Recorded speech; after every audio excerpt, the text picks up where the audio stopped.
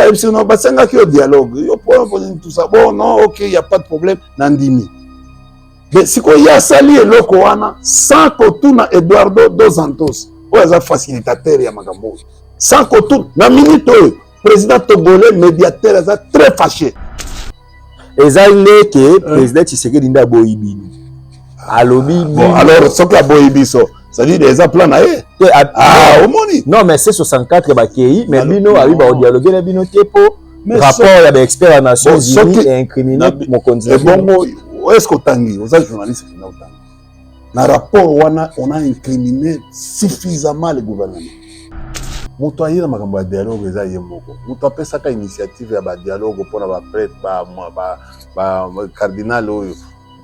Tango atindaka avion eke ndozwa nani monseigneur Muteba na Lubumbashi. Yo monaka ngote. Vous êtes journaliste. Atindaka pour bakende récupérer pour apesa bango mission bakende. Ils ont parlé avec l'église catholique, na église protestante. Oh, ma mission bakendaka tina kotala nanga na autorisation nini bakokende ko yo ko bima awa bimara. Comment est pas balani ozonga na Kinshasa. So bakokanga yote. Na ba koleriko. Meka ko solola na ndeko na yo na nini na Bukavu be Goma. Ndeko na yo solola na batwana. Bakovo ingila banani tout ça bazana se ba ebele bana se pona nini pona mombele ko wana. Souvent la RDC n'est pas invité au Burundi. Makambo Oloba eza ebele tout au long de cette émission. En tout cas, soyez prêts. India Omari est sur ce plateau. Mais l'histoire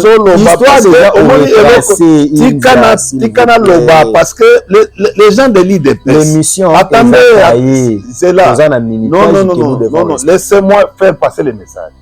Mboka oza minoté que les torchons brûlent entre la plateforme Sauvons la RDC et les C64. En tout cas, il va devoir nous dire qu'est-ce qui se passe parce qu'il y a beaucoup de zones d'ombre dans la communication. On a suivi l'interview de José Makila, l'ancien vice-premier ministre et ministre des Transports et de Communication.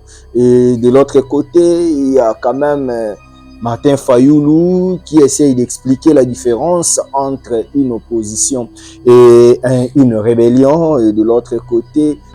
Vous savez que non, ce qui vient au fait de Gizenga Azalaga na bomoi yem tolinga comme en fait dauphin linga comme président de la République il y a président Kabila. Moi je te dis ce qu'il était en vie c'est lui qui devait devenir dauphin. Voilà na alliance il y a AM. Non il allait apprendre le président Kabila c'était son père. Lelo tango otala IGF oyo na ya lingeti ozomona changement eza négatif te eza positif. Mais est-ce que moi ngai na niveau na ngana ko beta makambo ya biloko c'est ya IGF. C'est une structure de la présidence indien.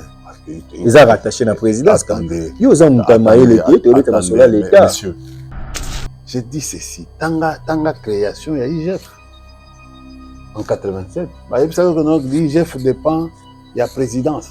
Présidence signifie quoi? Ils sont directeurs de cabinet. À comment on peut savoir ordre et pas il y a une structure officielle. Ça s'est fait où? Il y a qu'ici à la RDC. Nous sommes déjà des ordres. Il suffit de changer la constitution pour le gouvernement. IGF est bongi tout est bien. IGF. Donc on a la normalité et qu'on dépendre du ministère de la Finance. Parce que ça la contrôle a priori à fortiori.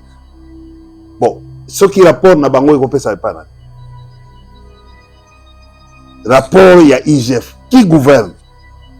Et au plus, il n'y a pas la présidence. Présidence, c'est qui? C'est le directeur du cabinet qui conseiller. Il y a combien de chefs? En dehors, il y a le gouvernement. C'est le gouvernement qui gouverne. Ce n'est pas le président qui gouverne. La constitution a dit que le président règne, mais il ne gouverne pas. L'autre, c'est le président qui commence à décréter journée chômage et payé. C'est ce qui se passe dans ces pays. Oh, tu as gagné un match, Kakaboye. Les journées chômage et payé. Le discrétionnaire du chef de l'État n'existe plus. Non, ce n'est pas depuis ça. que vous êtes à l'opposition. Non, ce n'est pas ça, monsieur. Le pouvoir de ça, quel sens? Quand le mensonge prend l'ascenseur, la vérité prend l'escalier. On a promis, on va donner les jeeps aux députés. Il y aura des jeeps.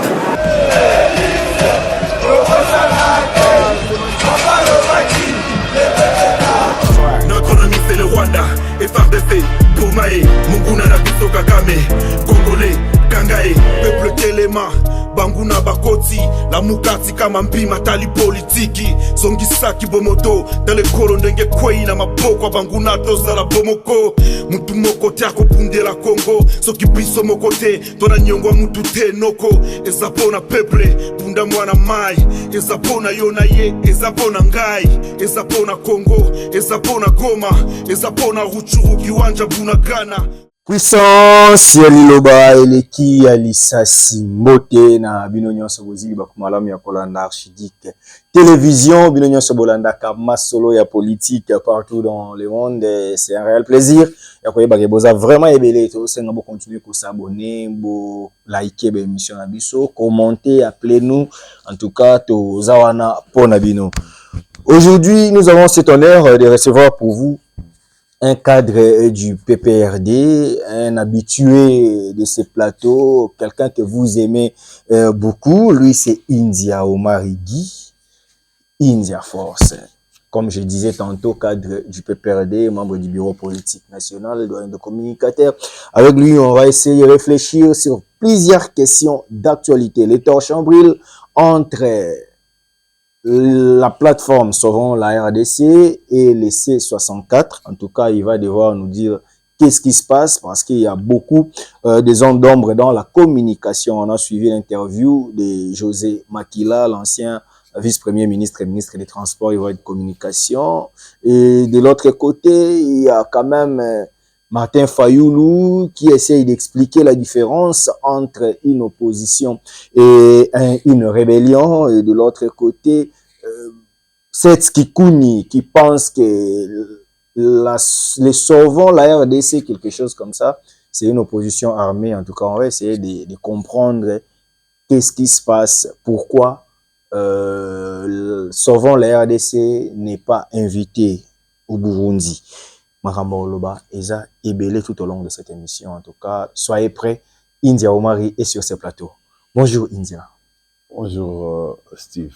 Bonne santé. Non, ça va. Boni PPRD. Ça va. Bakonzi babimika ate ya PPRD. Bakonzi ba vice-président na secrétaire permanent. Bon, mais écoutez, nani a évité que non mboka ezali la dictature, la tyrannie, c'est un désordre. Aujourd'hui, la ville de Kinshasa, pour ceux qui connaissent, deviennent pratiquement une prison à ciel ouvert. Les cachots sont partout, se créent tous les jours. Comment un régime comme ça, le procureur général, près de la Cour de cassation, ne sait pas comptabiliser, qu'on dénichait des cachots, se créent tous les jours. Des cachots clandestins. Moutako Sala, passer Moulunda Sali, presque 2 ans et demi, depuis Kenda Kokangaye na Zambie. Personne, jugement et salémité, il est dans un cachot clandestin. Shadarina Minako. Bon, ils sont là. Les Obama déjà préparation, il y a dialogue déjà. Il faut qu'on il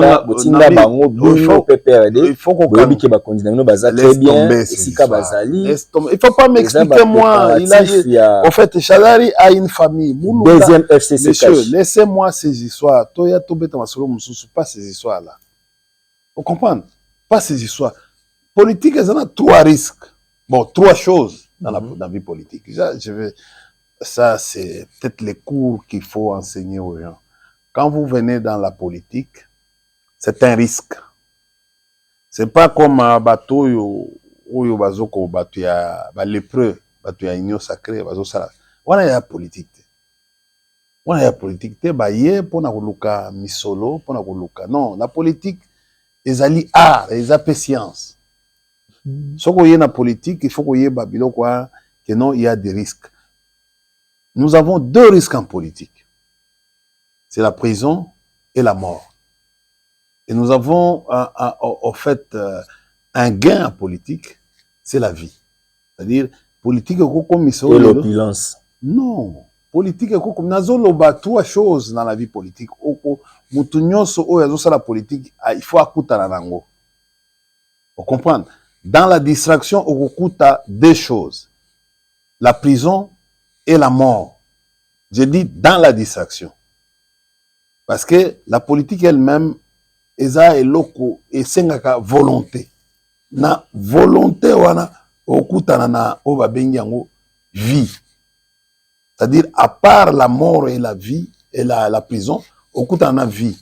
Vie, c'est-à-dire en politique, tu peux gagner la vie, tout ce que tu as perdu pendant 50 ans, tu peux gagner en une seconde. Chose ça la politique malamu, tu peux gagner encore en une seconde. Il y a beaucoup de cas. Chibala. Pas seulement Vieux Gizenga. C'est à la dernière. Non, Ozo Kende Chibala, Vieux Gizenga, c'est à la fin de sa vie qu'il a eu la bénédiction de devenir. Et là, depuis Nayena Lumumba, la Premier ministre. Vous savez que non, ceux qui vivent, au fait, Gizenga, Azalaga, na Bomoy, Yem Torenga comme, en fait, dauphin, comme président de la République. Il y a président Kabila. Moi, je te dis, je suis en train de te dire des choses. Il était vivant, il est décédé en 2019. Mais je te dis les choses. Ce qu'il était en vie, c'est lui qui devait devenir dauphin. Dans l'Alliance, il y a AMP. Non, il allait apprendre. Le président Kabila, c'était son père. Non, mais, écoutez, je dis ceci, monsieur. Suivez ce que tu n'as pas à faire de discussion. Non, mais je pose mes questions. Ce n'est plus le journalisme. Les journalistes, Manix, Yenda, Ozawana, Ezababilo. Émission n'a pas ça la dédicacité. Donc, Ezababilo, mon Babilo va na Mikewana. Oh, bah ça va débat na bango. Quand tu viens. Tu as su l'émission débattre. Avec qui? Tu m'aimes me voir moi. Yebisangai, Moutouni no kope sangana. Na ino sacré na débattre na. Beaucoup débattre pe na Manix. Quel Manix? Oh, tu as petit nangai. Mais beau petit ils ont beaucoup de temps à apprendre. On va les qui nangai. Obotama ya yate. Na sala aujourd'hui, tala na sala na kota na politique na 87. Na kota na politique na 87 IDPS na za makas. Na sala vie. Ngai papa na ngai azali na commerçant. Ah, grand commerçant, on a des musulmans, on a des dons. Et à l'époque, en Arabie Saoudite. Écoutez, moi, je peux te dire l'histoire. Mais au fait, je te dis. Mais Congo.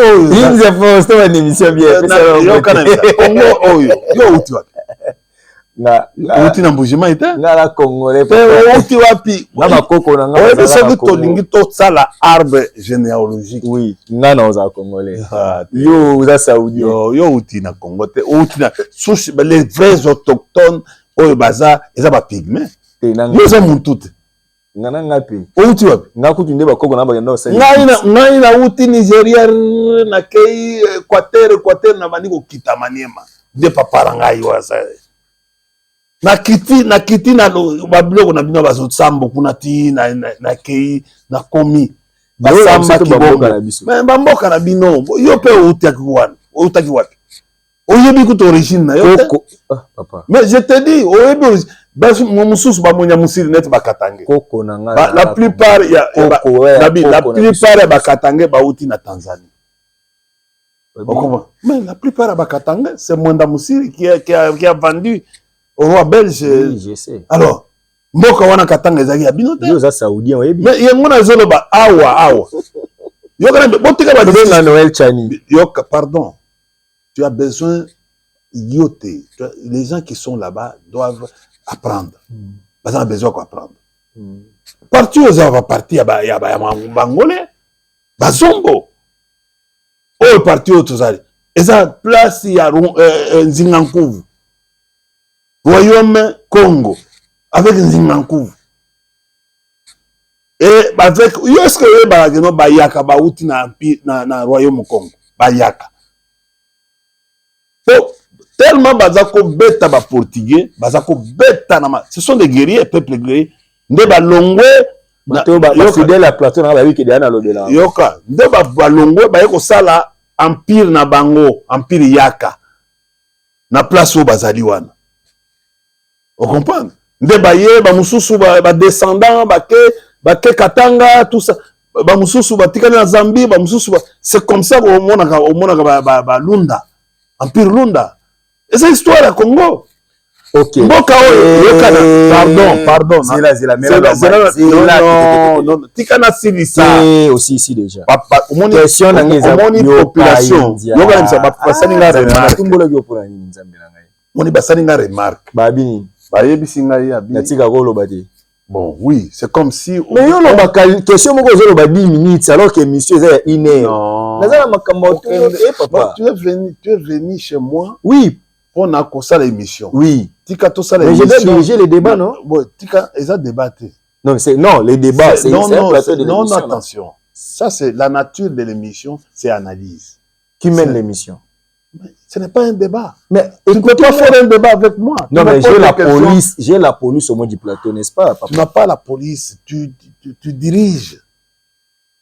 Ozali India. Nalinga Royambo parce que au moins surtout continue na bien émission bien. Mais l'histoire de Tikana Loba parce que les gens de l'IDPS l'émission attendez c'est là. Non, laissez-moi faire passer le message. Mboka oza minoté. Vous comprenez? Mboka l'historique Mboka oyo ezali mboka ya 14 colonies. Tozali le long à 141 ans depuis ba créer RDC. Et ça nous sommes tout créé de RDC. Bato ba créer RDC, États-Unis ezali, Allemagne ezali, ba saoudien boya abo mo chamu. On comprend. Mais biso to ya, mais tozwa nyangwe te. India force. Na histoire tozwa nyangwe. Marché ya esclavage. Oui bien go. Commerce triangulaire. Siko yebisanga nano de toza boye. Et puis beaucoup ça na yambayo India yoka mababie bandi. Na yambayo na 2021. Tant na yambiyo olobaki na nga na 2024 Kabila ozala na pouvoir, yo ozala IGF. Ozoye bake osala biso promesse wana. Onai na banzela na bande kozela yo India okoma chef de service, il y a inspection générale des finances. Bien que tu as ça, c'est improvisé car chef de service. Maintenant, je vais poser une question, India. Les lotangs au la IGF Oyo na ya lingeti. Aux hommes, on a changement, ils ont négatif, ils ont positif. Mais là, est-ce que moi, ngai na niveau na ngana kwa kubeta makambo ya biloko c'est ya IGF. C'est une structure de la présidence, India. Ils ont rattaché la présidence. Attendez. Ils ont mutamaé l'État, Monsieur, laisse tomber. Est-ce qu'on t'a dit dans la Constitution qu'une structure doit être rattachée à la présidence là? Dans votre Constitution ici.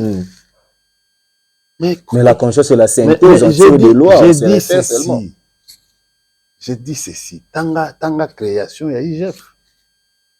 En 87, l'IGF dépend, il y a présidence. Présidence signifie quoi? Il y a une différence entre l'institution, le président de la République et la présidence, qui est une structure technocratique. C'est dans en fait, dans la super structure. C'est un cabinet, en fait, je peux dire, c'est un secrétariat qu'on a rattaché. En fait, ce que tu appelles présidence, sur le plan politologique, même la primature, c'est quoi en République démocratique du Congo? Ça veut dire quoi? Le président de la République, une institution, mais son directeur de cabinet, à comment on peut savoir ordre? Et pas, il y a une structure officielle. Ça s'est fait où? Il n'y a qu'ici à la RDC.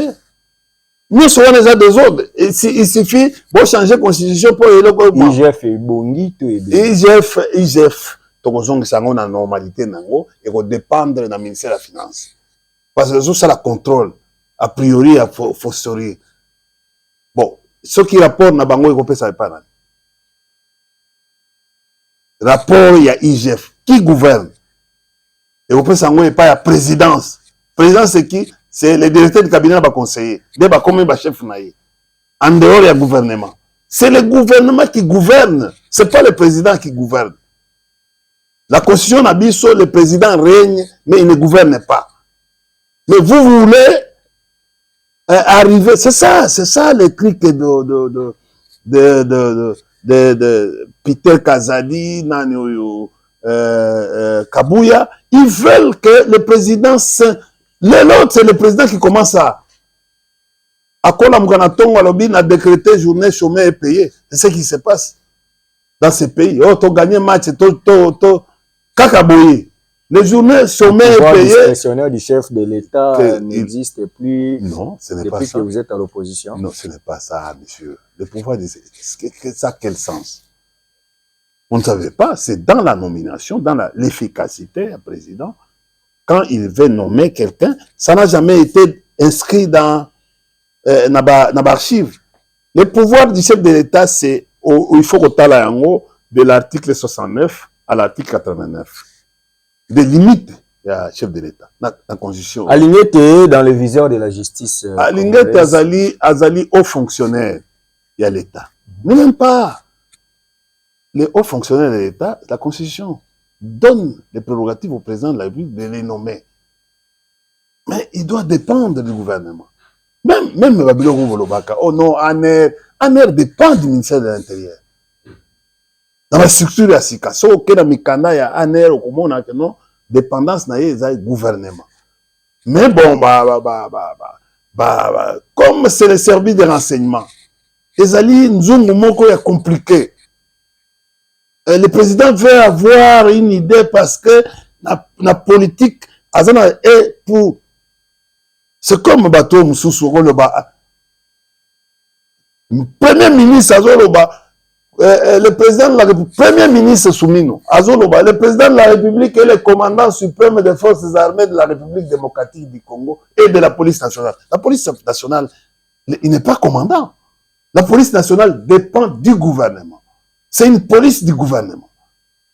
C'est pour ça qu'on dit la police nationale dépend du gouvernement. Aligné dans le viseur de la justice. Hein? On peut parler d'un état de droit ou... C'était des conflits, il fallait régler des conflits. Bon, il y a une vidéo qui circule d'un Indien, sur Mambara au banque, tout ça. Combien de fois au banque, na ba service na bino bo créer o ya sikawa o ezo lever bato bokangara raiji so raiji combien de fois so vous avez besoin ko benda loba c'est tout. J'avais dit un jour na ndeko na ngai alingete aisi omoni ba komba oyo za nango na financier tika yango. On comprendre. On n'attaque pas un financier d'un chef. C'est lui qui garde les secrets. À quoi on l'appelle mon oncle? Tikaye, toi tu as été choisi pas pour le cadre de la partie politique. Tu as été choisi là-bas pour l'intelligence, pour l'efficacité. Il est différent na bango, ba outi na lignée. Mais matata boyara aligné taloba batanga na université moko. Oui, batanga ce sont des collègues. Non, ce sont des collègues. Moi j'ai travaillé avec Lingeti na yebi na matata na Lingeti bango nyoso bazaba. Sont des qui étaient brillants. Bango nyoso bazaba brillants. On comprend, ce sont des guerres entre c'est le cas aujourd'hui entre les guerres qui au fait entre kulutu nanga njoli kulutu nanga sam bokolombe na mutuna bango azali na se mbata. C'est un étudiant moyen hein? À distinguer le wana na dernier parce que ba prof ba vieux ba prof wana ba kabanga ba bochab étudiant moyen. Mbata c'est un étudiant moyen. Tu n'as jamais mais aussi autant que thèse na il y a bien anglais ako ma thèse d'anglais Avant en Afrique d'ici. mais au moins ba thèse na aye bien anglais te bozala le perdu avant ko lo ba aye bien anglais te na leke na anglais ko leka on a ça la thèse en anglais et pas balu sur en français yo dit que non ba thèse ba komelaka c'est comme la livre to que na ko assister na ba vernissage ya ba livre ba komaka ndenge ozali wana il suffit que non que na édition ba kokomelo livre de tout ça on peut si ba idée bon surtout na babiloko ya IAO tu peux faire ta thèse convenablement ici la plupart des thèses qui se font ici où ce mon amour toi échoué na thèse ça fait combien d'années non c'est-à-dire il va avoir na université à Kinshasa il aura une grande distinction soka kei moi j'ai vu Yoka, j'ai vu comment tout ça. Moi j'ai vu à ta politique et Kabola. Nalobi, le problème est atteint. Azamutu nangai na koboya ata azako ya na bureau toujours fanda. Yo po banda na bureau ne. Mais ngana en fait totika iloko wana. Yo ebi côté nga kuta. Nalobi yo yo na godempo. Tout ça va pire tout kuta na banda na banda tout ça kuta na ba garage na banda. Makambu ya kobenga na ba congolais na biso na Brazza. Yona et tokenda à l'époque. Bon problème mais ça mutu nangai na koboya te. Ngana ça aza même ceux qui à côté makamba ba les bon to ko be ma biloko ba les prêts mais et ça problème nangai. Ba les prêts ba ni na PPRD. Il y a pas de problème. Il y a pas de problème. Odi mutu kala mutu aza mayele. Akolo bagé non bon to changer constitution pour na makamba économie tout ça pour mais il ne sait pas que non tout est réglé. Tout est réglé dans la Constitution. Il n'y a pas la moyen. Hein? Non, c'est un brillant, mais bon. Oebi, il y a orange. Il y a un système à orange. Kitunga. Il y a orange. Moko est poli et poli ça va orange. Les oranges, un enfant dans un tiroir. Et poli ça, et c'est poli. La tête, la nini. Mbisi ya bolaka na mutu. Aibandande mutu insinuer que master na beli mutu abandi non na lobi mbisi polaka na mutu kaye mbisi hein yende mbisi mais non abandi pour oyebi que non yokana ngai au moins neti ngai lobi na se retrouver na eloko ya ba lepre union sacrée na kopola na kosala eloko te parce que kuna soki attention ba pression mbongo o comprend omoni epa na biso to benga mende ezali kankrela na monoko na bino ya mboka mende signifie kankrela kankrela soka akwe ya kaka c'est les pattes en l'air on comprend akosuka wapi le président s'est ouvert pour les dialogues mende oba benga kankrela akosuka toujours na poubelle. OK na lobi boy le président na discours na ya indépendance alobaki qu'il est d'accord pour na dialogue. C'est lui qui devient il est d'accord. Non, alors est-ce qu'il est sincère? Mais vous lui avez demandé le dialogue, non? Qui lui a demandé? Vous, les PPRD. C'est lui-même. Écoutez, Marcia Mboka, Yoka, pardon. Oh. Moi, je n'aime pas des choses comme ça. Posez une question. Non, nous avons des vidéos, dans dialogue. Mutu ayina makambo ya dialogue eza ye moko. Mutu apesaka initiative ya ba dialogue pona ba prêtre ba cardinal oyo. Tango atindaka avion eke ndozwa nani monseigneur Muteba na Lubumbashi. Yo monaka ngote. Soza journaliste. Atindaka pour bakende récupérer pour apesa bango mission bakende. Ils ont parlé avec l'église catholique na église protestante. Oh ma mission bakendaka tina kotala nanga na autorisation nini bakokende ko yo ko bima aw bimara. Comment est pas balani ozonga na Kinshasa. So bakokanga yote. Na ba koleriko meka ko sologa na ndeko na yo na nini na Bukavu be Goma ndeko na yo sologa na batwana ba kovo ingila banani tout ça bazana se ba ebele bana se pona nini pona mombilo ko wana Regardez aujourd'hui, infraction est commise. En fait, si on dénonce Moutolobi, on a non-refus à la dénonciation. Ça devient une infraction. Avant, ça c'est plus les services de renseignement. Les services de renseignement, ils tombent sur l'infraction. Ils ne recherchent pas l'infraction. Oh, tozwana no téléphone, toluka na kata téléphone, totala asolagana na sa nini na kata téléphone. Ça va quand yo nano et puis ba luki infraction après. Ça c'est pas comme on est en train de faire avec Bachadari. 7 mois, 8 mois. Le service d'intelligence est rappelé la capacité d'anticipation. Mobutu azako sala ndenge. À l'époque, nous avons été enseignés par ça. Même les Belges font. C'est-à-dire, Sobayebi que non, India, il représente une menace. On met les moyens à la disposition. Bah, comment ça la suivi? Vous comprenez? Bah, ça les suivi, bah, comment qu'on landela yo, oh, bah, ça la réunion, tel endroit. Ils vont venir vous trouver en pleine réunion, bah, Kangi Bino en pleine infraction. Vous en avez 4 infractions. Mobutu cherchait même à infiltrer, bah, tout n'a même na téléphone, bah, caméra, oh, même, tu sais, à l'époque de Mobutu, il y avait des lunettes, c'est-à-dire, Moutako là, yo, la femme avec boucle d'oreille, mais elles ont enregistré, yo, bah, dans le bureau. C'est-à-dire, toutes les réunions qui clandestines, bah, réunions, qui a ma baie, ils ont salé. Mobutu avait, il ne peut même te laisser jusqu'à commettre, bah, infraction. N'est-ce tomber sur yo, à Kangi. Ça, c'était les renseignements. C'est comme ça qu'on apprend dans le monde. On apprend les renseignements dans le monde, ce n'est pas, non. Les renseignements peuvent prendre beaucoup de temps. Pour nous filer, va prendre beaucoup de temps. C'est pas comme on est en train de faire ici.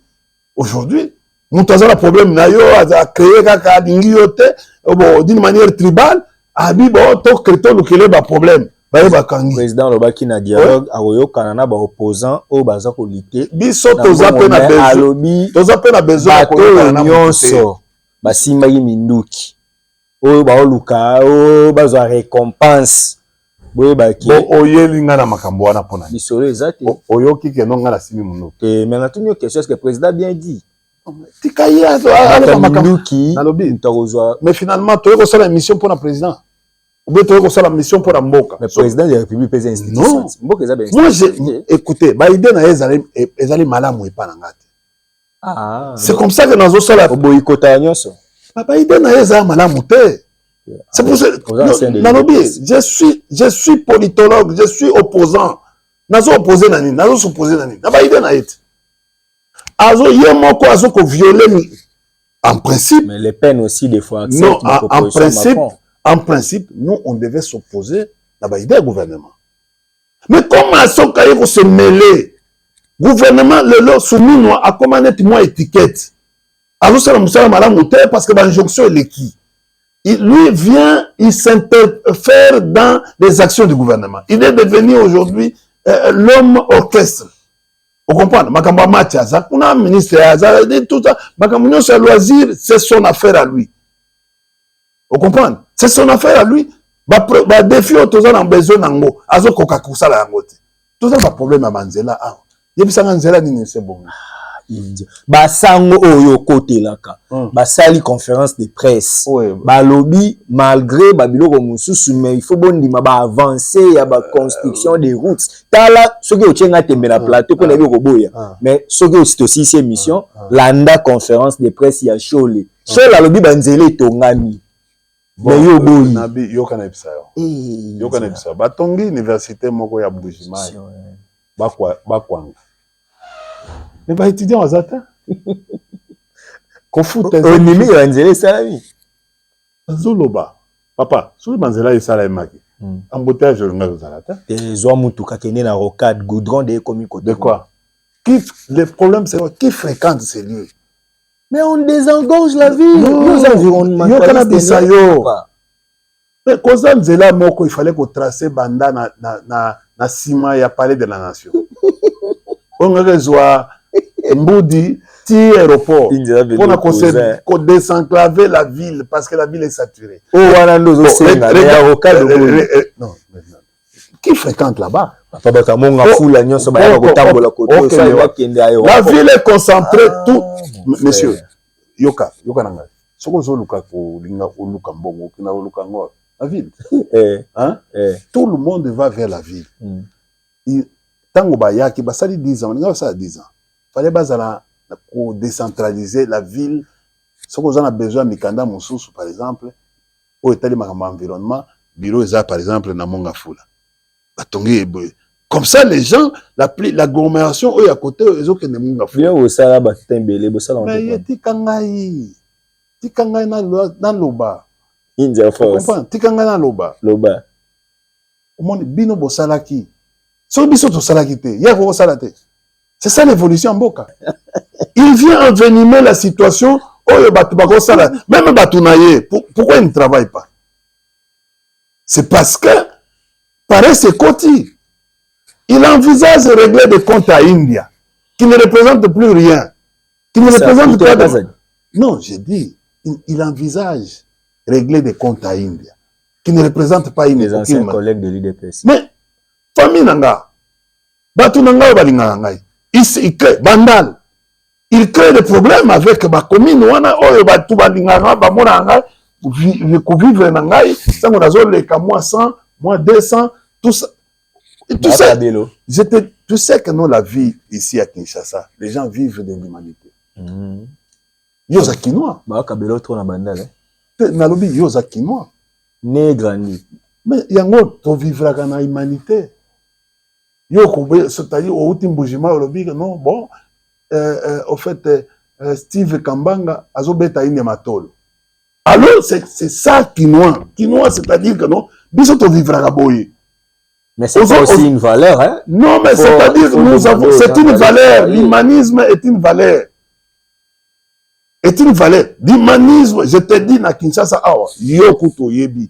Parce que, aux amouana, ba, poro de wana, waki mwana muke. Mais vous devez savoir que nous sommes tous en tant que nous vivons. Nous sommes tous en Bungevier, les amis, Babylon, il y a une terre, clôture terre. Oui, bien, clôture, nous sommes tous fleurs, fil de fer, ou bien fleurs.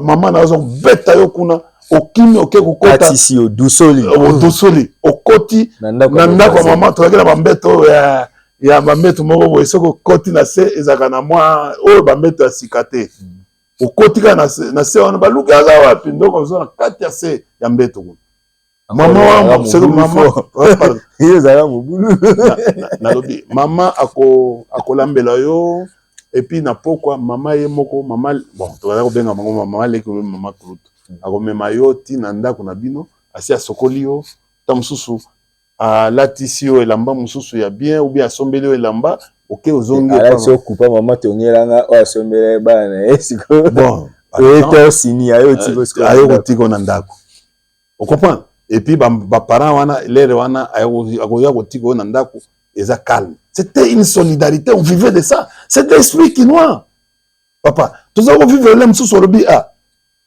ndeko ozana combien ana tolamuki na tongo toko hein Zapate. Hein? Il pour l'ambissa. Mais bien qu'on est à la bouille, mon a Covadis, tout ça, la période to kati mwandambu. C'est-à-dire cotisation. De sombi grand cercueil, to mupanzi. On comprend, voilà. To sali eloko bato ba lié, ozeliga na pokwa ba 17h, ndebo ko lié na ndako. Omo soko e pa na bino. Soko bini lobao. O kati o koti maniemati. Après. Hein? D'ailleurs, yo za mutamanyema. Oui, parce que yo za mutamanyema. O katisa kande. Ngaza mutamanyema. Oui. O katisa kande yo kutu oza nde muta senteri, no? Ngaza mutakabini. Mais zela, oza muta senteri. Ngaza muluba. Oza muta senteri, oza muta lubao, c'est-à-dire oza musonge. C'est-à-dire yo même on dit mukwajishi. Wanaka bino ko changera ko mona ono za katange musonga za katange musonga za mutamanyema musonga za mutu ya mais oza mutu senteri musonga za muluba mais bino culture na bino ezaki ko kolona India en fait qu'est-ce qui se passe entre C64 na sauvons la RDC pourquoi bino boke Burundi te non C'est 64. Balien na. Baza ba camarade na biso la plupart. Franck Chamala. Tokenda na ipa na ye to benga ngo Bokanga Lonzo. C'est un ami. C'est Sanga Deli. C'est un ami à qui on échange intellectuellement. Fayoulou, c'est mon vieux. Mon vieux, il y a 4. Nakozana est confrère. Kabound, c'est mon petit. Il y a scout, il y a scoutisme. Bolodjoa. On comprend? Non, Bolodjoa, je parle au fait, du présidium. Mais il est au présidium. Non, je parle du présidium. Laissez d'abord, Nazolo, présidium, ils ont Bolengetenge. Kulutu nangai. Ils ont Fayoulou. Kulutu nangai. Nani Franklin, Massa nangai. Ya Mutema. Vous comprenez? Nani Deli Sesanga, Massa nangai. Vous comprenez? Kabound, petit nangai ya kati. Oh, nyonso azaki na Kalemi ayebi quels sont ba relations personnellement té. Mais mouvement na bino. Mais je dépend. Yo kana ibisa yo. Banda koyeba lelo parti politique nyonso oyo to s'enregistrer na ministère intérieur. Toza na deux rôles. Rôle ya liboso ya parti politique. Ezali koéduquer masse. Il faut ko binisa muto ayaki na makanisme ya mabe na ndako na bango oya ko former des militantisme au cadre. Des cadres pour que nos cadres on a kende ba gérer mboka. Deuxième rôle, c'est-à-dire qu'on conquérir ou exercer pouvoir n'a qu'au conserver du pouvoir le plus longtemps possible. Mais et l'autre avant qu'on banda ko makanisi ko conquérir le pouvoir, il faut qu'on éduque nan. C'est ça le travail. Bon, comment c'est un autre benga na parti politique camaraderie. Comment yoko ko yana esprit ya mabe ya kuswana. C'est comme la l'IDPS. Parce que l'IDPS, c'est un centre où il y a gerbe conflictuel. Patience à Iba na IDPS. Mais bateau, ça la déclaration contre 664. Non, il faut minimiser. Moi, je ne peux pas faire déclaration. D'abord, le président Kabila a piqué Sibiso. José Makila a l'obaki, même lobby. Viens notre mastano. José Makila. Ah ouais. Et puis, non seulement il m'a formé, il était mon ministre. Ngai na kena ko bala na miso na ye, bala ndeko na ye, petite sœur na ye. Eza blague te ngana ye. Aviena ngai il m'a dirigé. Avec ses propos ont vexé beaucoup dans le lycée 64, il y a José. Non. Par contre, propos na ye a si calme. José Makila, c'est un fédérateur. Amutu Yabatu. Ozomona, omoni biloko azotonga na ye. Aza au chômage. Biloko azotonga na Gemena.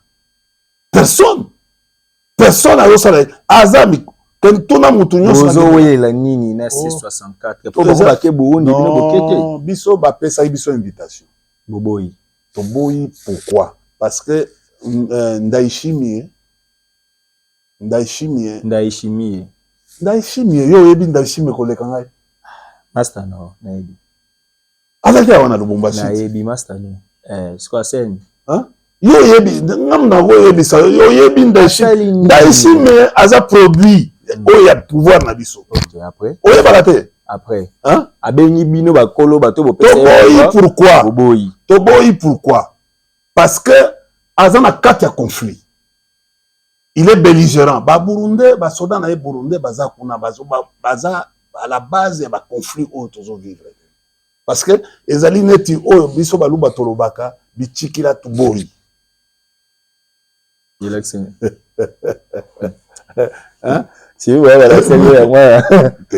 Nazanga oyebi ngani ambas nabi oyebi kana ngana mutabaka janga ngana fanda wana yo oyebi yango na secteur ni bakwa janga nazaki na mbujimai ngai nazaki na mbujimai oyebi wenza sims oh mais comment ils aba deux wenze ya bakwa janga neza munene sims ekufa kutu ngana zako utana ba wagon na Tanzanie ba wagon ya papa na Tanzanie ya ba vie na ngai au nom ya FCC chef Atali biso to ko raisonner parce que biso to kenda ngulu na eloko to raisonner to tuni initiative oyo tu pas ba étudier il faut que désamorcer eloko wana en attendant to suka mais non ba senga kio ya ebisi no ba senga kio dialogue yo pour tout ça bon non OK il y a pas de problème nandimi mais si ko ya sali eloko wana sans que tuna Eduardo dos Santos oyo za facilitateur ya makambo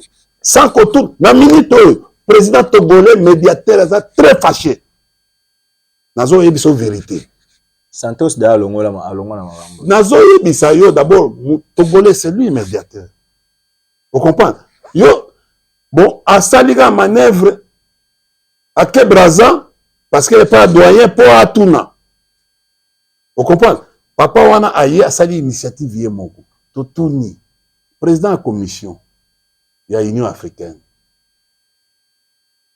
totuni totuna bino biso affaire wana toyebi yango te parce que normalement c'est lui qui prépare les dossiers ya Union africaine et ça président de la commission oyebi comment na totuni totali tabino eloko ekobota eloko moko te eko créer ba conflit biso to okende te parce que type oyo azali juge parti azali ye moko belligérant na kati ya guerre oyo et puis ye moko aye ko bengisa biso en quelle qualité abengisi biso abengisa biso na qualité ya président burundais mais amilati eloko ya président ya Union africaine biso tobia te na kanisi otie na Union sacrée non au moins reconnaître mais biso toyebi que kala na Union africaine non ça la Union sacrée de l'opposition radicale et tout ça compliqué c'est un peu compliqué ezali que président Tshisekedi nda boyibino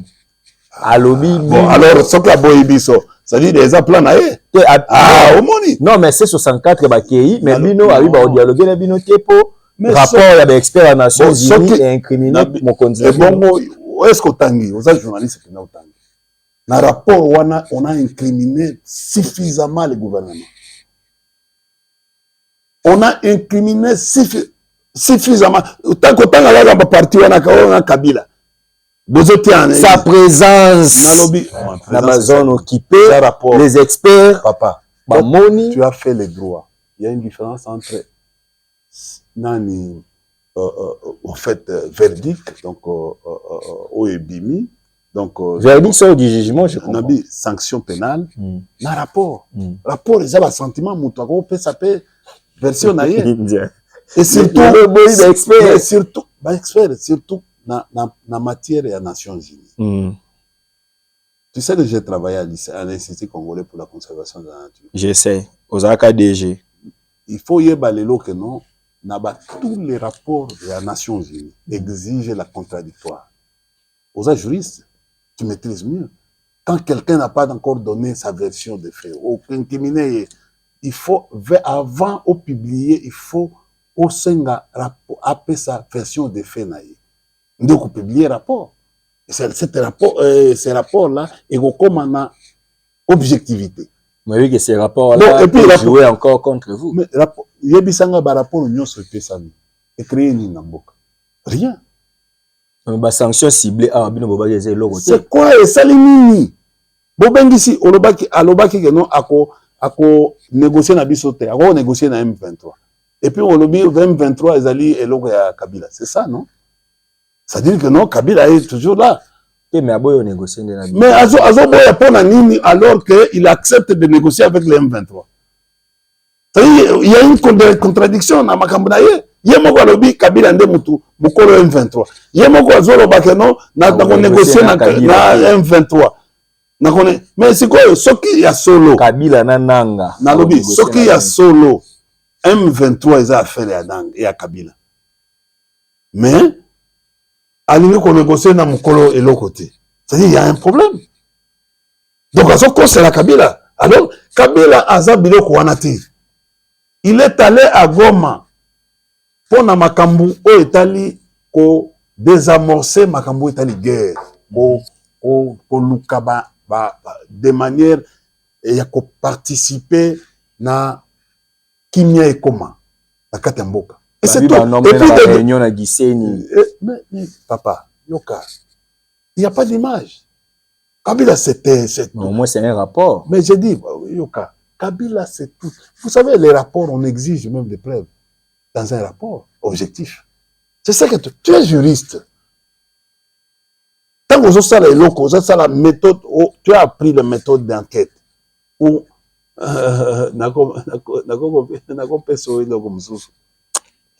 as appris la méthode d'enquête à l'université. Hein? Hein? Tu as appris ça. Il faut donc... biso to banga te bango ne to koma banga opposition apete mokoma otinda bobengi la mafoza aussi pour akende ga lobela bino epa ya tabombeki pour infléchir bo solana Kabila c'est comme ça c'est ça eza ko banga tabombeki mo ba obengi ete fo benga président na ye oyo aza mwana na ye aza neti ndenge ngana zaki na petit na ngai avant à sa transhumance petit nanga mutamba tenga c'est petit no jano non petit bon il y a des choses où on ne peut pas jana contredire bino abi faut bo sa différence il y a opposition armée na rébellion papa aza cadre C64 na lobby hein yo kanise ka ale kino makoma de na lobby bon papa tout ça na politique politique na politique eza na batinango moi ndenge ngana zali nakoki finga jamais mutu neti ba bieti bala. OK. On comprend. Même président, je ne peux pas. Nako critiquer président mais nako finga été. Nako lobele puis biloko mabete parce que bon au fait tam susu na vie nanga nako komaka jamais président de la République. Je dois avoir des égards à cette fonction. Tu comprends? Mais je suis India. Nazo mona ba biloko na ye, biloko yazo sala mabe, il a au fait iloko na yebisaka que non eloko eza 100 ans oya brade mboka accord lelo bomoni na mikanda 99 ans nani vie Muteba azaki na raison monseigneur il a kisi noir si blanc biloko mukoko akenda koloba mukoko wa Daniel to fils mais Daniel kozaka fait fils mukoko te na lobi Daniel wana azana na DG déjà ni ya Raskin ya kusani ya assainissement régie d'assainissement qui a l'obligation de nommer les DG dans ce pays. Papa botanga quand même constitution est-ce qu'un gouverneur peut nommer un DG mais la structure provinciale quoi c'est quoi structure provinciale c'est quoi et pesami nani mikanani bazana kati entité territoriale décentralisée dans la constitution na yo oyebitenga na kopesa yo de concentration landa la tembe na kopesa yo tuna malwa kabemba koyebisa toujours mususu oyebisa na kosala pe électricité tobandaki na vie kakwata mutu ayeko makambo ko créer DGK pe à son âme nana ye toza na bureau tozo réfléchir direction générale province akoya ko créer loko wana direction générale signifie quoi entité direction générale signifie quoi butala mukana tongo budi la constitution Daniel Mukoko c'est ça kibudi na neva Daniel Mukoko swesen ozo ambrienga nazo misoni ya sujet nazo loba biloko ya sérieux yango bato bazo loba que non bon on n'arrive pas à comprendre l'émission non l'émission il faut ba yebisa oso na tinyo question ozo ngaka otikala na question parce que ozo meninga Daniel Mukoko Samba azo représenter ni le professeur il représente quoi ministre de l'économie de quoi national mais atigni structure de prix abandaki na wapi budget hein abandaki na budget sous Kabila rien aza na histoire te na budget OK alongo na budget akena onatra babengani ete oza koloba lelo tu peux aller au campus aujourd'hui il est amoindri. Vous savez, c'est comme ça que je veux dire à tous les professeurs que ça va nommer Binobos tika la trace abisiko bokei votre la trace aujourd'hui Daniel Mukoko professeur à économie incapable ya kotia structure de prix en République démocratique du Congo professeur de l'économie incapable ya mettre en place la statistique ya mboka oyo Ako convaincre même ministre à plan, baluka moyen.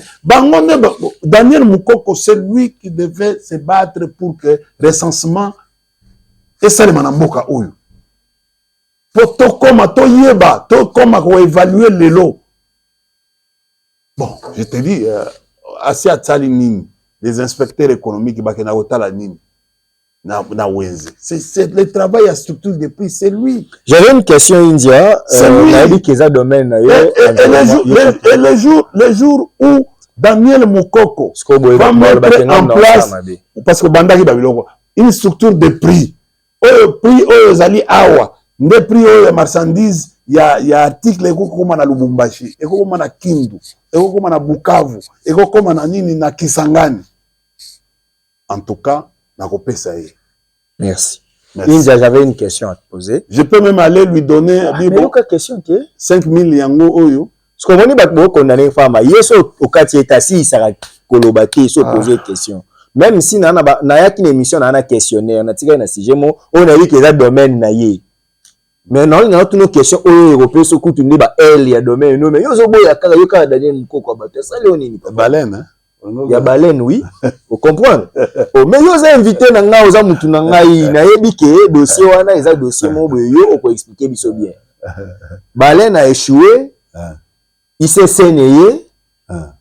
Pour dire vrai, la rapenza a tendance à j'ai aimé la rapidité. Il y a ICSN, la kisagi baba professionnel, mais il leur manque les moyens matériels pour na kozongi sa baleine wana na mai. India. Et des biso nenge mamane sa ami ba politique te ça la science environnementale na yo nenge ba meka ki wana ko zongisa baleine na mai ba échouer place nini ko senga l'état sala et puis nenge ba kende ko kunda baleine nenge ba interdisaki batu balia musuni wana po yebira ba yanke déjà ba na esprit ya rolia ba to nyonso ba sali ba tunayo ya ICSN ba sali ma be place nini ba sali malamu place nini pona ba penda question oyo. Bon, d'abord, l'ICSN n'a pas de moyens. Ouais. L'ICSN, l'État ne subventionne pas l'ICSN. Okay. L'ICSN vit ce qu'ils ont vivre pas dans le monde extérieur. Okay. Misolo oyo, bazoko bunda na ba organisation wana, ba VVF, ba dini tout ça, ba UNESCO, tout ça, ne ba Banque mondiale, ba Fonds monétaire international. Au fait, il est subventionné par l'extérieur. Okay. Vous comprenez? Gestion à part que ça, gestion de milliards. Et parc nous avons créé écotourisme, même dans le parc. Nous avons le parc de mangrove qui est à Mwanda.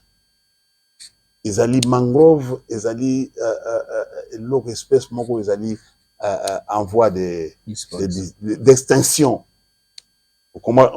Oh, mangrove, comme il y a du pétrole, séquestre le carbone. Bah, il fait, parce que la ville là, tout qui mangrove est sili. La ville est comme au monde alem sous bofandiga boye moye makasi ba flamme bini. À cause parce qu'il y a l'exploitation du pétrole là-bas. C'est comme à Goma avec les hydrocarbures. Donc au fait. Bon, mangrove anande ezalaka esalaka séquestration. Et ça là, bon, en quelque sorte, c'est to réduire na makambo mususu bakobenga ngo photosynthèse. Ils ont atténué, c'est à cause de mangrove que ils allaient participer dans mesure d'atténuation. Il y a climat. Parce que tous on a deux mesures d'adaptation et mesures d'atténuation. En principe, en fait, la ministre au environnement, en tout cas, vous comprenez, mais qu'on fan de sa matière, il y a mon boulot. On regrette Bazaïba. Et non, bango nyonso. Bazaïba, oh écoute, oh il y a ça la science des ressources naturelles, mais aza na DEA, mais azo kokate. Parce que sur le plan pratique, il n'est pas efficace. Il n'est pas efficace. Dans ICSN, l'échec, il y a baleine, ICSN n'a pas de responsabilité. Non, il y a responsabilité. Il y a baleine, il y a commis dans le secteur. sali eloko wana. Mais ICCN qui a sali, qui n'a pas d'engin. ICCN n'a pas d'engin. Il fallait qu'on comprenne ICCN net ya Kenya, ICCN net ya Tanzanie. Et ça blague, c'est tout une. Oui, mais ICCN est qui je camine. Dans le Côte Sambon. Ce qui président par exemple a mis introduit la Kana eloko. Regardez aujourd'hui. C'est la RDC qui pilote le Conseil de sécurité. Qui préside le Conseil de sécurité. Alors que la matière, oh, tu as gagné Misolo Lelo, tu as benda batu. C'est la matière environnement. Mais est-ce que tu as un mois, il y a gestion, il y a piloter en fait le Conseil de sécurité. Il y a présider le Conseil de sécurité. Vous les athées, ministre et environnement, Azali inefficace. Azana boule ya kopesa président que non toza ezali mwana biso ya présider conseil donc voilà matière to kokotsa akutani même na biso nyoso a réunir bango sani to pesier matière et puis to sali RDC. Nous pouvons même pendant cette période vendre la RDC à travers baleine wana ya kufaki parce que nous avons sauvé l'humanité. Nous avons pu maîtriser la situation. Imaginez comme population bana okende la plage one. Bon, nous avons des maladies aujourd'hui qu'on appelle zoonoses, qui se transfèrent d'un animal à l'homme, tout comme de l'homme à l'animal, qu'on appelle zoonoses, comme grippe aviaire, ou yaki, comme Ebola, et outina banyama. Outina mouyembe. Bon, il y a biso, maladie, il y a Ebola, simicolo, il y a maladie pharmaceutique. Non, moi, grippe aviaire, tu es baraki, tu es soso. Mais c'est ça, je dis, même grippe au Covid, et outina babilo kwana. Ce sont des maladies, on appelle en termes techniques zoonoses. Ce sont des maladies qui se transmettent. Donc, les agents de l'ICCN avaient raison d'interdire la consommation. Parce qu'on ne sait pas. Tant que, d'abord, avant Okunda, il fallait babenda échantillon moko et kende na inerbe pour tester yango. Il semble que basalaki yango. Bon, ce que basalaki yango, c'est bien, mais il faut que maintenant qu'on dégage l'eau qu'on a basala yango ba ebisa, qu'est-ce qui s'est passé? Pourquoi Nyamawana a koufi et puis a koufi azaki essoufflé? Baleine, ce n'est pas n'importe quel animal. Baleine a leki même Njoku. Tous les animaux. C'est le plus grand. Je crois que non, celui-là, Azana no moins à cause de 15 tonnes. Alaï 8 à 10 tonnes. Oui. On comprend qu'il y a 30 tonnes. Oui, mais plus que 32, 33, 34. 35 même. Oui, et c'est combien de wagons? Il y a combien de pieds? Va contenir à combien de pieds? Tu comprends? Mais on a réussi quand même. Problème, il y a ICCN. Moussala ICCN, ils allaient protection. Ouais. On comprend? Moussala ICCN, non, ça, la protection pour protéger les animaux, la végétation. Et ça, les caca. Pourquoi? Parce que notre souci, c'est la régénération. Il y a forêt, régénération d'animaux. C'est-à-dire on regarde les générations futures. C'est-à-dire que nous, notre travail, c'est quoi? C'est que tant c'est comme ça que non, tolobaka. Tant que nous masangu tout ça, il faut pas qu'aussi ça nyonso. Il faut que là net moi au fait, je crois pour la génération. Quand nous avons par exemple le domaine des chasses, conservation, en fait, ils ont un cadre de conservation in situ, mais dans le domaine des chasses, c'est-à-dire là où on peut aller altérer. Si tu vois une colonne des animaux, bah couper ça yo au boma accès au boma animal moko bien mi balé pour na kolia. Misusu ba kende po ba bota. Parce que vous avez les animaux séquestrent le carbone. Vous avez qui va réguler le climat. C'est comme les moustiques. Biso na ICCN, to bomaka moustique. Pourquoi? Parce que moustique, mouche, par exemple, la rôle na yi. Comme on a un cancre là, Mende Aleki. Ça c'est ça le nom. Mende Aleki. Mende Aleki, qu'on appelle cancre là, mais yo, on y a tiré. Ou bien tiki siton. Nous avons Quelle est l'importance il y a Mende dans la vie de l'homme? Okay. Lavoisier a dit ceci. Tout se transforme, tout se perd, tout se transforme. Rien ne se perd, rien ne, mais tout se transforme. Vous comprenez? C'est-à-dire, tout, c'est important. Et là, ça, les Mikuna, il faut qu'on félicite, d'ailleurs, petit Nangaï Dieudonné, directeur, il y a site, na PC Mbote, et Sikozali, bon travail. En principe, Dieudonné mérite un cadeau du gouvernement pour cette action, parce que ce qui va coûter Nyamawana azana maladie wana il faut créer Babylone neti ba Ebola neti ba tout ça, mais c'est la grande zone qui peut et surtout est-ce que Amélie pétrole té, vous comprenez, parce que la mangrove là il commence à être déchets déchets voilà les termes, déchets pétrolifères, c'est-à-dire qu'ils viennent du puits pétrolier et pétrolifère, déchets wana et cause en a effet. Les effets peut-être amélie pétrole wana il s'agit que non essoufflé, moyen fonctionnement normal, il y a organisme na ezalagité.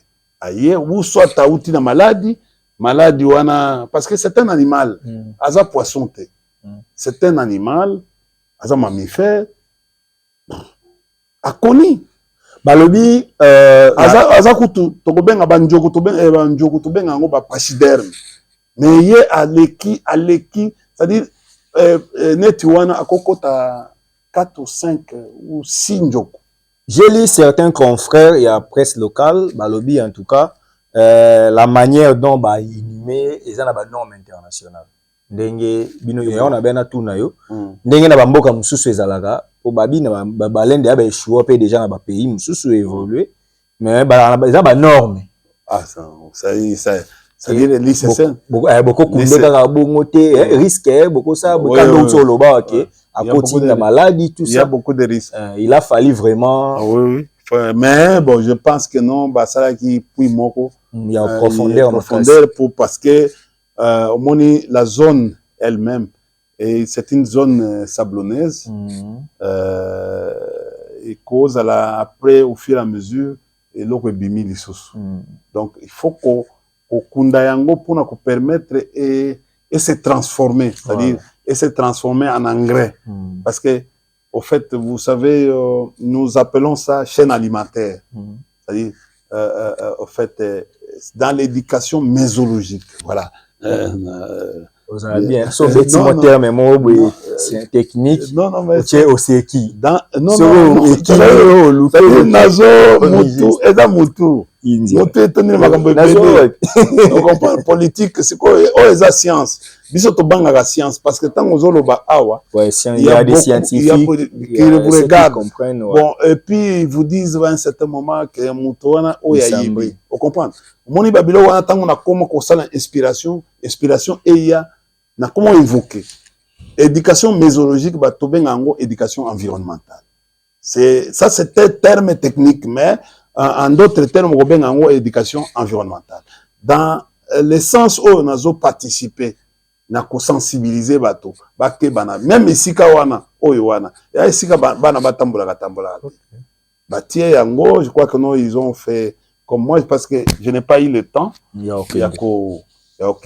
koyeba makambo na dilo kutu kolinga koyeba makambo parce que bandeko oyo ça ne sert à rien ko aider bango, non il faut être patriote, ça ne sert à rien mambo politique ça ne sert à rien donc on recommander sur l'état congolais que ba pesa ba moyens ba matériel na ICSN parce que même après 10 ans 15 ans il aura bon vous savez je vais te dire une chose, partout où je suis passé je peux être efficace à couper ce moment baïvé. Et l'autre, tu t'imagines, nous pouvons même être appelés pour la discussion sur le plan technique. Ça qu'on continue. PCA, Jeffrem, Azale Kinayo, Azamutamaniema. Non, ça n'a rien à voir. Azali Moutamouniere.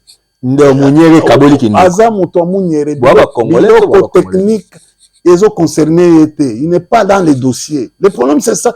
Le problème, c'est quoi? On a nommé Batou, Bazo continue de nommer Batou sans recyclage. Je salue PCA, Adolphe Amissi.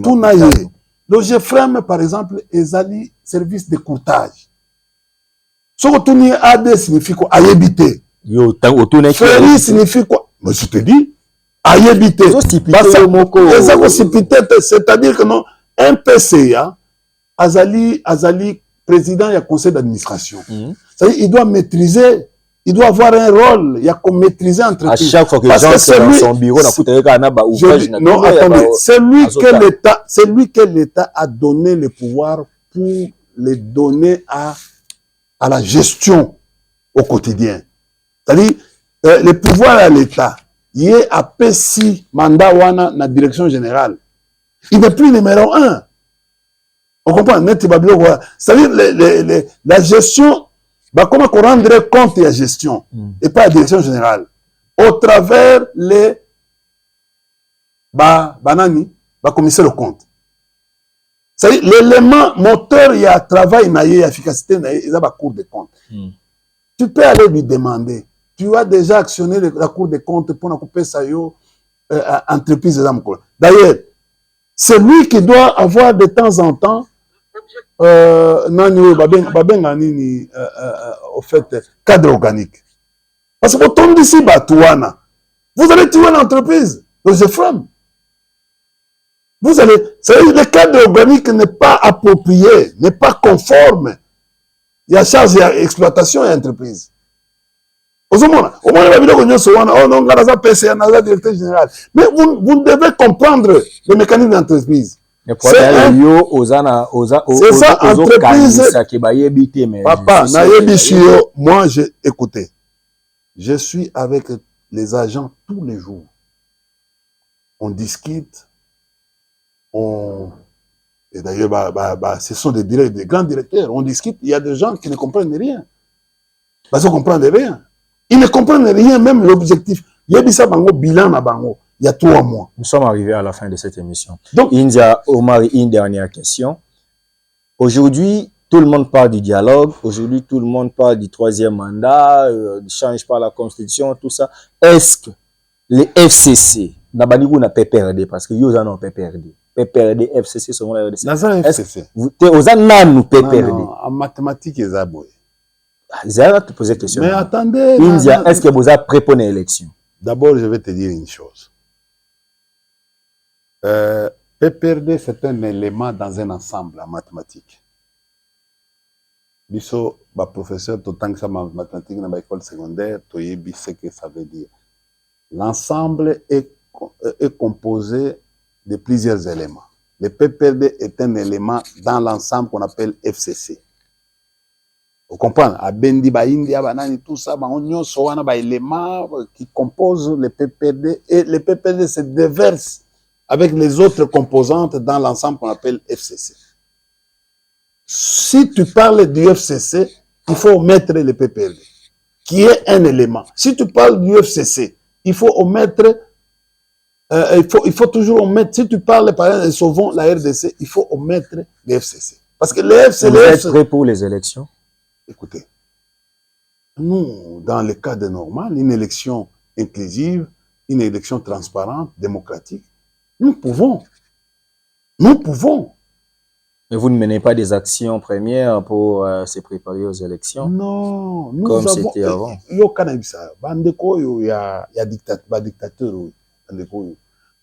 Ils ont visé qu'il faut désorganiser ces partis-là, qui est un parti où ils ont mettre les bangos mal à l'aise sur le plan démocratique.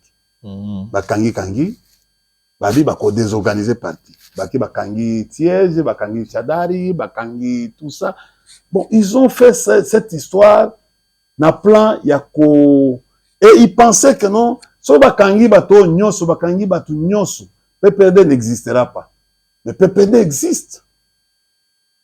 Et Nabi, l'ennemi à pouvoir, c'est le PPD, c'est Kabila. Ce n'est pas même... non, je te dis. Je suis en train de te dire la vérité.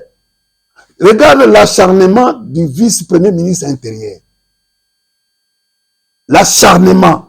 Il y a Makambo, il y a Tali PPD. C'est-à-dire, pour lui, le PPD, pour son existence, il faut que le PPD disparaisse. Et le jour, par exemple, à la Moukina Tongo Boye, Ayoki que non PPD et Koufa. D'ailleurs, moi, ça, l'obé que non PPD Koufa. Mais PPD, ils allaient et ça repasse. Tala, Batindi Bosembe, alors, notre activité zonga, mais après quelques temps, il y a Soutouka. Oh non, écoutez, il y a mon Bani. Et puis après, il y a que non. Oh, bobenga délai, ce qui est na droit, délai, ce qui est l'équipe. Bobenga délai de forclusion en droit. Voilà le terme, comment zonga. Délai de forclusion. Vous comprenez? Atali, bon, ayebi, koutou ndenga ayebi, non, bon, l'organe habilité, au fait, faire disparaître les partis politiques. C'était la Cour suprême, selon la loi, il y a 2004, du 15 mars 2004, portant organisation et fonctionnement des partis politiques. Ça a été prévu. La Cour suprême a été éclatée en 3 parties. Cour constitutionnelle, Cour de cassation, la Cour Conseil d'État. Mais on a eu un juriste. À Kanisi que non, c'est le Conseil d'État où ils ont chargé ma parti politique. Alors que regardez ma juriste. Regardez ma biloko à Bongo. Kotanga bien, ça bien makasi. Kotanga bien, ça bien makasi. Merci. Et puis aucun sokotali ba prérogative ya Conseil d'État. Nulle part, Oyo, Bapesi Ndingisa na Conseil d'État, à la parti politique, exact. Il a fallu, comme on a éclaté, c'est la Cour de cassation qui en est compétente. Non, c'est le tribunal de grande instance. Quand au Betani Makouf, par exemple, ou par des groupes à Boye, par exemple, Tugoloba, groupe à India, Bazo Bundana, groupe à Shadari. C'est la cour, le tribunal de grande, c'est le tribunal de grande instance au Akoya, Sokatali Ako, Ye Akoko Kata Makamboana. Pour la gestion, l'extension. Non, c'est-à-dire il faut une loi, il faut que les députés va se réunir rapidement, va élaborer une loi pour permettre. La Cour suprême de justice pour des tribunal de grande instance. Les autres dépendent. La Cour suprême de justice pour des affaires traditionnelles. Oui, mais la Cour de cassation, il faut casser ma décision. Même la Cour de... C'est les derniers ressorts. Oui. Même la Cour constitutionnelle, il y a un peu cassé. Mais aux hommes, c'est les derniers ressorts qu'on a, tribunaux traditionnels. La Cour constitutionnelle, c'est pour des questions de constitutionnalité. Je dis ceci. Et les arrêts de la Cour sont opposables à tous. C'est la fin de cette émission. Est-ce que tu sais que non, les présidents, les procureurs de la Cour, au fait, à Kokanga président, il y a Cour constitutionnelle. Le procureur de la Cour, les procureurs de la Cour constitutionnelle. À Kokanga, yo. Faut t'en bien. Oh, tu comme une sous-émission. Mais le président du Conseil supérieur de la magistrature, c'est lui qui dirige la Cour constitutionnelle. Mais ce qu'a Koutani na ye na mbemba. Mais moi tout déjà avait géré le Conseil supérieur de la magistrature, azana likolo ya procureur non. Une émission si comment le président le président de la République est arrêté, il peut être arrêté par le procureur général de la Cour constitutionnelle, n'est-ce pas? Oui. C'est son juge naturel. Oui, c'est son juge naturel. C'est lui le président du Conseil supérieur de la magistrature. Donc, il est plus que le président. Vous comprenez, hein? Scientifique. Le procureur général n'est pas président Yakounini. Non. J'ai parlé du procureur général. Mais le procureur est rattaché. Le procureur, c'est pour le parquet. Le parquet est rattaché à la Cour. Maintenant, le président de la Cour, c'est le président du Conseil supérieur de la magistrature. Nous sommes en matière de droit. Mais entre procureur, alors que le procureur peut arrêter le président de la Cour constitutionnelle. Il y a une procureur et la Cour constitutionnelle peut arrêter le président de la Cour constitutionnelle. Lobby, ah, que lobby, on a tiré le Mais mesdames et messieurs, c'est un invité que j'aime beaucoup. Seulement, il faut comprendre qu'il a la grande gueule. Donc, beaucoup, il y a un questionnaire, il y a 6 questions, mais il y a une question, moi, vous aurez 46 minutes. Donc, quand il était, et vous n'avez pas si. Donc, si vous avez une mission, c'est bien. Il faut avoir un cas de travail. Pour y aller, quand il était, et monsieur est sous la question, mon corps. Donc, c'est un invité que vous aimez, vous savez, Ngana Yambaye, Kabino pe batana bogenda otonga ngepa na yewana, Kabino pe bosenga, oyambi Inzete, 2 semaines, 3 semaines. Donc, Inzé Omari était notre invité. Si vous avez aimé cette émission, dites un grand merci à ingénieur Starly Lima. Bon, il a nié, Awangane a dit qu'il va ça reçoit naté. Na C64, que c'était l'essentiel. Vous avez compris que selon Inzé Omari, qui n'est pas quelqu'un à négliger, qui est cadre du PPRD, il dit qu'en tout cas, il n'y a pas de problème entre les C64, dans la C64, c'est la coalition, C64 et souvent la RDC, pour lui, en tout cas, il n'y a rien qui les sépare, c'est les Congo qui unit tout le monde. Quant à moi, je vous dis au revoir. Nous allons nous retrouver très prochainement pour un nouveau numéro de votre émission Masolo ya politique. Seulement avant de nous quitter, nous avons toujours dit que peuple congolais, Mibundela. Pour ceux qui ont Mibundelité, nous t'avons Bundela yo azate. Puissance, Liloba, et les qui Merci.